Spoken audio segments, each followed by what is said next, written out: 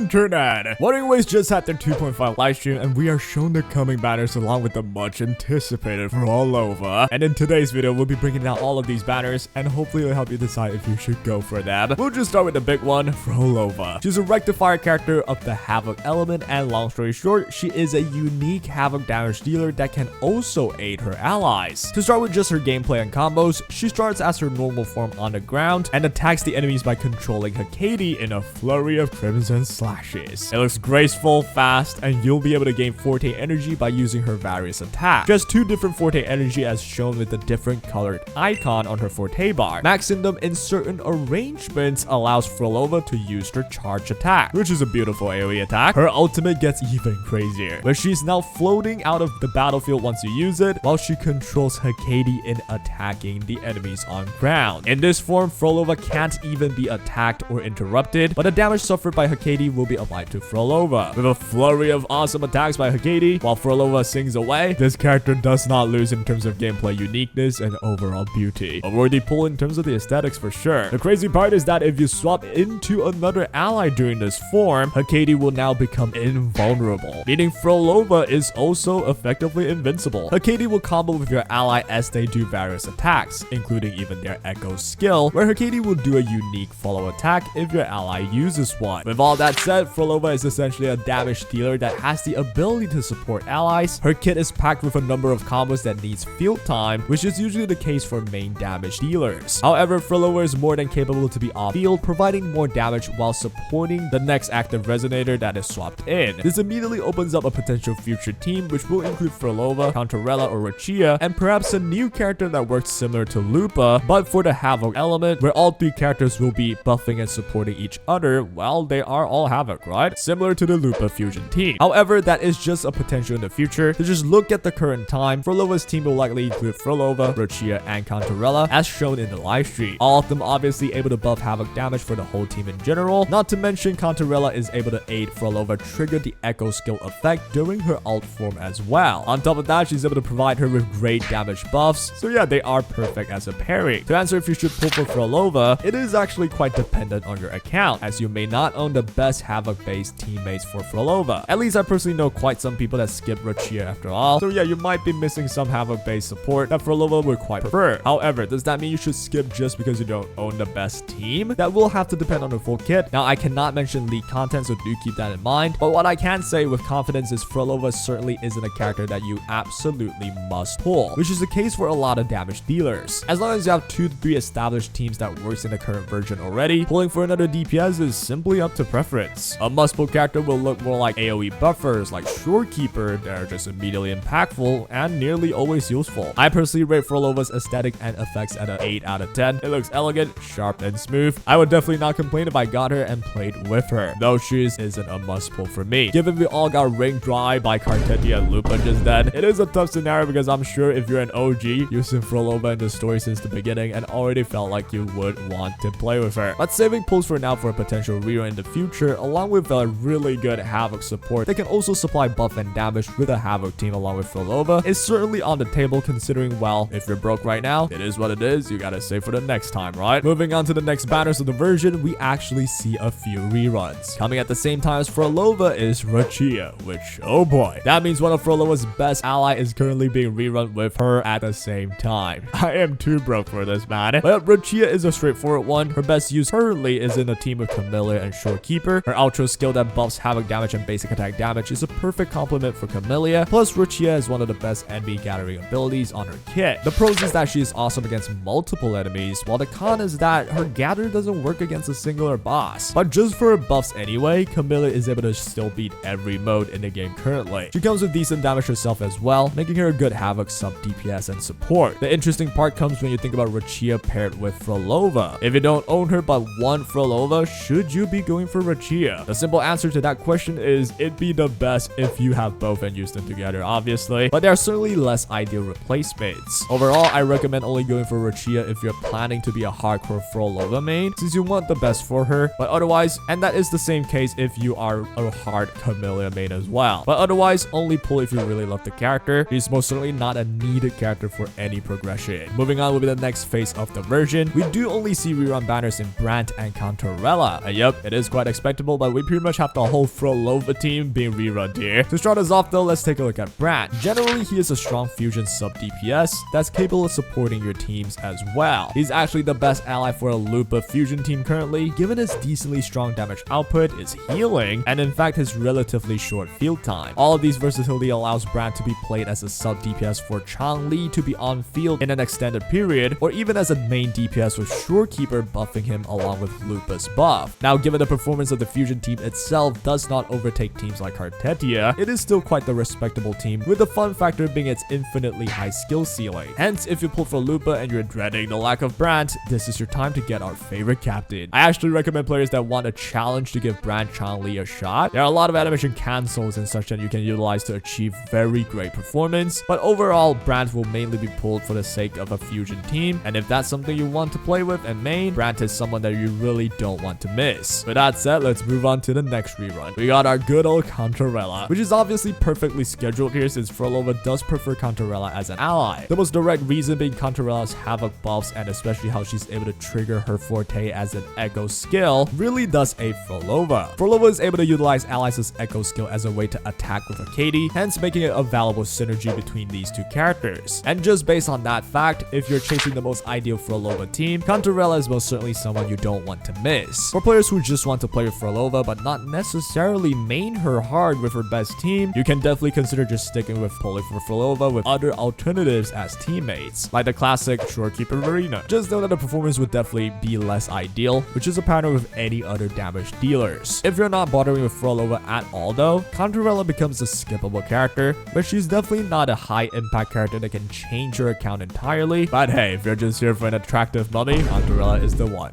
Do remember, pulling for who you love is always the best advice. And that will be all for my coverage of the newer banners. Hopefully it helped you out in figuring who you should be going for. Comment down below as well who you're thinking to pull, because I'd love to know myself. And yep, I think I am personally cooked because Canterella and Lupa has completely drained me dry. I don't know how I'm supposed to pull all these characters, man. Not to mention, the final thing to note would be, in the future, we're already teased with newer characters, and those characters look sick as well. So yeah, as much as I love to play with Phrolova, it might be the time to make the hard decision, man. Do I want to go for Phrolova, or do I want to hard save for the future characters that also look just as sick? I've seen in the teasers for them. Well, you know what? Might be time I just rob an orphanage, maybe. Or just wait for a rerun, I guess. And that'll be all. Take care.